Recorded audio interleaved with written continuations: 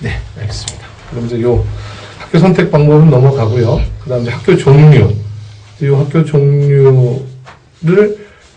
한번 다뤄보겠습니다. 근데 이 학교 종류를 보면은 저희가 이제 그 조기 유학, 초등학교, 중학교, 고등학교 이렇게 뭐 나눠서 좀 더 얘기는 하겠지만, 그래서 막 왔을 때 그 국제부하고 차반 뭐 이런 형태가 있다라고 하니까 이 관련해서는 그리고 경험이 있으신 우리 그 장 대표님께서 한 말씀 부탁드리겠습니다. 초등학교나 중학교 저학년 같은 경우에는 중국 유학을 왔을 경우에 적응을 성격이 뭐 굉장히 그 사교성이 있어서 잘 어울리든 그렇지 못하든 중국 애들하고 같이 이렇게 반을 잇는 게 좋아요. 근데 이제 학년이 올라갈수록 입시 문제가 현실이 되거든요. 그럴 경우에는 이제 한국 학생들만 별도로 모아서 국제반을 만들어서 운영하는 그런 경우인데, 이제 국제부라는 건 뭐냐면은 학교 내에 중국 학생들하고 섞이지 않고 외국 학생만 별도로 모아놓고 가르치는 국제부라 그래요. 그래서 차반은 중국 학생들 반에 외국 학생이 같이 들어가서 공부하는 경우를 이제 차반이라 그러거든요. 근데 이 두 가지 경우 어느 게 좋다, 어느 게 덜 좋다라고 말하기는 좀 어려워요. 그 학생의 그 상황에 따라 다릅니다. 사실은 그 외국 학생은 뭐 우리 황 원장님이 계시지만 외국 학생은 중국 대학 입시를 볼 때 중국 애들하고 똑같이 경쟁하는 게 아니란 말이에요. 외국 학생들끼리 경쟁한단 말이에요.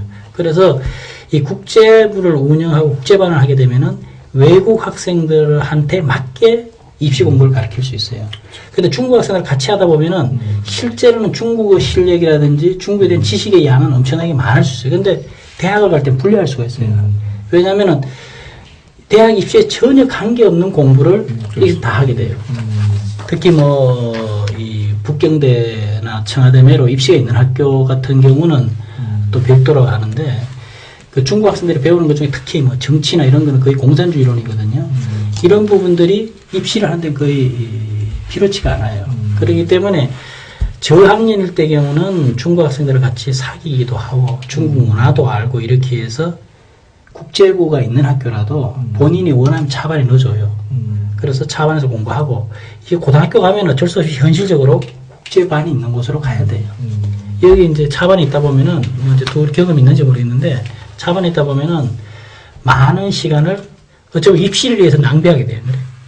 그래서, 그렇게 이제 운영을 하고, 그 다음에 국제부가 있는 경우에는 특히 국제부를 운영하는 그 관리 선생이 외국 학생들에 대한 이해가 깊고, 또 애정이 있고, 이럴 경우에는 이 국제부가 성공을 해요.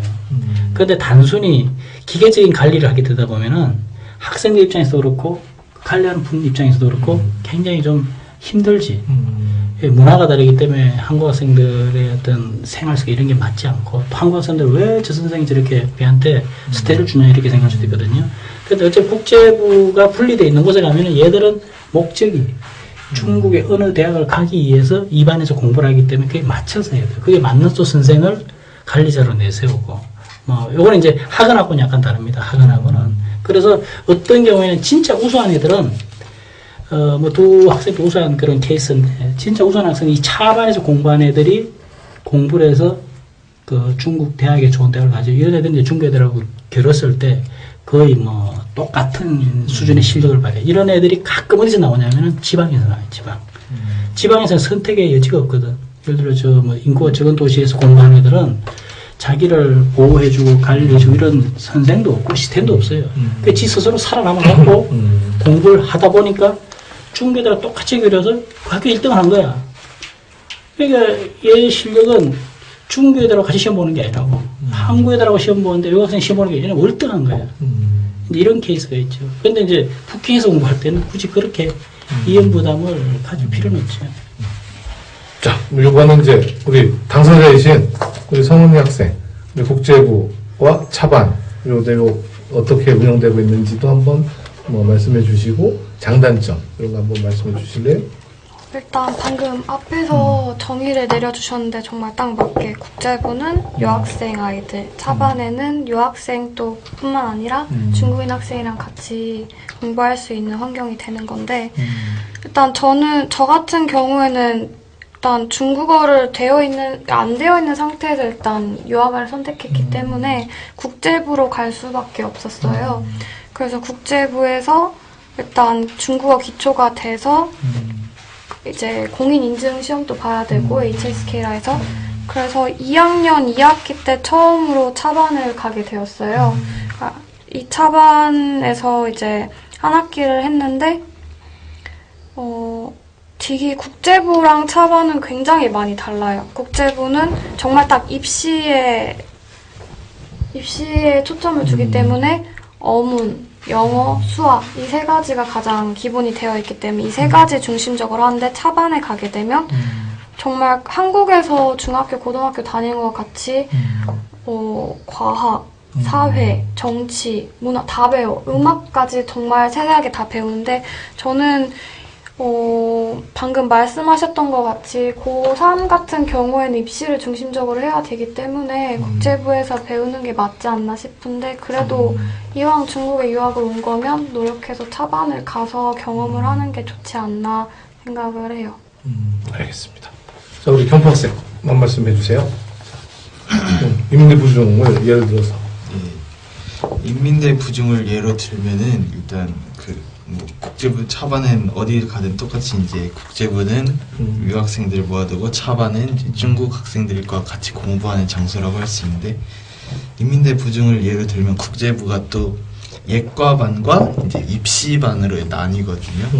여기서 이제 예과반은 그 중국어를 아예 못하는 친구들을 못하는 유학생들을 모아놔서 중국어 기초를 가르치는 반이고 이제 입시반은 실질적인 입시 성적을 위해서 이제 딱 어문, 수학, 영어 이렇게만 딱 공부하는 거거든요.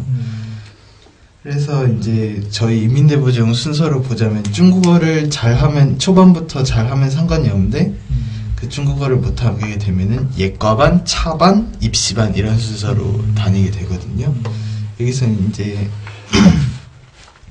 예과반에서 중국어 기초를 다지고 차반 가서 이제 중국 학생들과 같이 좀 언어적 방면을 굉장히 늘리는 대신 이제 실질적인 성적 부분은 이렇게 크게 발전이 없는 상태가 지속될 수 있고 그 다음에 이제 고3 정도 되면은 입시반으로 올라가서 실질적인 성적 위주로만 공부를 하기 때문에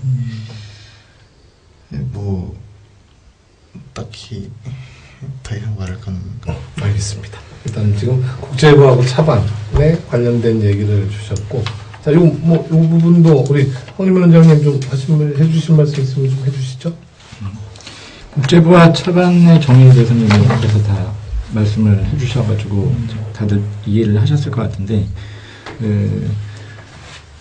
이 국제부 개념이 예전과 지금의 또 차이가 있습니다. 예를 들어서 지금 두 학생이 인민대 부중을 다녔고 북경 사중을 다녔는데 예전에는 두 학교 다 국제부라는 개념으로 해서 그러니까 중국 학생들 반 말고 따로 유학생들만 모아서 하는 반이 있었습니다. 근데 인민대 부중은 좀 전에 말한 지금 예과반도 그렇고 국제부 자체가 없어진 지 오래됐습니다.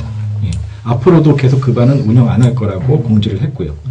지금 사중 같은 경우도 마찬가지입니다. 원래 최근까지도 국제부가 있었어요. 유학생들만 따로 모아서 이제 그 반을 없애고 차반 위주로만 운행을 하겠다라고 얘기한 건데, 그럼 국제부가 이제 부모님들이 유학 선택할 때 잘 판단을 정말 이거 오해가 없으시고 좀 정확하게 판단을 하셔야 되는데, 아까 제가 계속해서 강조했던 부분이 학교 선택이라든가 이런 부분은 반드시 그 학생의 성향과 실력과 학년에 맞춰서 내가 차반을 할 것이냐. 아까 좋은 말씀 하셨는데 저학년이면 실패 여부를 떠나서 차반을 하는 게 좋습니다.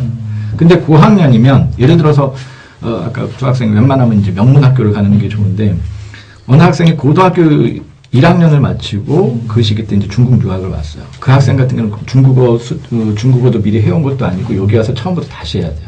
그 학생이 인민대 부중을 간다. 이거는 완전히 역효과입니다. 오히려 이제 국제부가 정확하게 인정되고, 왜냐면은 2년 안에 입시까지 중국어도 해야 되지만 입시까지 고민을 해야 되는 거예요. 이 학생 같은 경우는 어문 영어 3과목만 하기도 바쁘거든요. 실질적으로. 다른 과목을 갖춰주면 이 어문 영어 수학도 제대로 안 된다라는 거예요. 아무튼 다시 이제 이 주제에 대해서 정리만 하자면, 개념 정리는 해주셨고, 지금 이제 북경 같은 경우는 국제부 비중이 예전에는 상당히 많았지만 줄어들고 이제 차반 비중이 좀 늘어나고 있는 상황이고, 학교 선택, 앞에서 이제 저희가 이제 학교 선택에 대해서 또 다뤘었잖아요. 선택을 하실 때 대부분 잘 모르시는 부분이 중국 고렸으니까 차반에서 해야 되지 않겠냐. 이제 그거는 저학년에는 무조건 해당하는 사항이지만 고학년이면 잘 판단을 하셔야 된다는 얘기입니다. 자, 그러면은 이렇게 정리하겠습니다. 그 중국 학교, 뭐 초중고 포함해서 저학년일 경우에는 그 중국 학생들하고 어울리면서 중국 뭐 역사도 배우고 중국 문화도 배우고 이런 기회를 그 같이 하면 좋고, 이제 대학 입시에 다가올수록 그 뭔가 집중할 수 있는 그 시험 과목에 집중할 수 있는 그 국제부가 되었든 이렇게 집중할 수 있는 부분으로 하면은 그 좋은 방법이다 라고 뭐 정리하면 될까요? 그 부분에서 이제 어느 정도 해서 마지막으로 결정을 하실 때는 반드시 전문가 몇 분들하고 상의를 해서 결정하시는 게 좋습니다. 그 학생의 학습 진단이라든가 성향이라든가 그 부분까지 고려를 해서 판단하시는 게 좋을 것 같습니다. 이게 부가에서 하나 좀 말씀드리자면 국제부를 자꾸 없앤 이유가 그 가장 큰 거는 경제적인 이유예요. 두 번째로는 국제부 외국 학생만 특별히 관리할 수 있는 역량이 있는 교사를 학교가 확보하기가 쉽지 않아요. 외국 학생을 이해하고 그 학생들한테 맞게 인도해주고 또 선도하고 그러려면은 학교에 현재 있는 교사들 외에 별도 교사를 뽑아야 돼요. 그러다 보면 이게 경제적으로 굉장히 많은 부담이 돼요. 학교 입장에서는요. 그래서 그런 여러 가지 이유들이 있으니까 왜 없애지 하는 그에 대한 이해를 돕기 위해서. 네, 알겠습니다.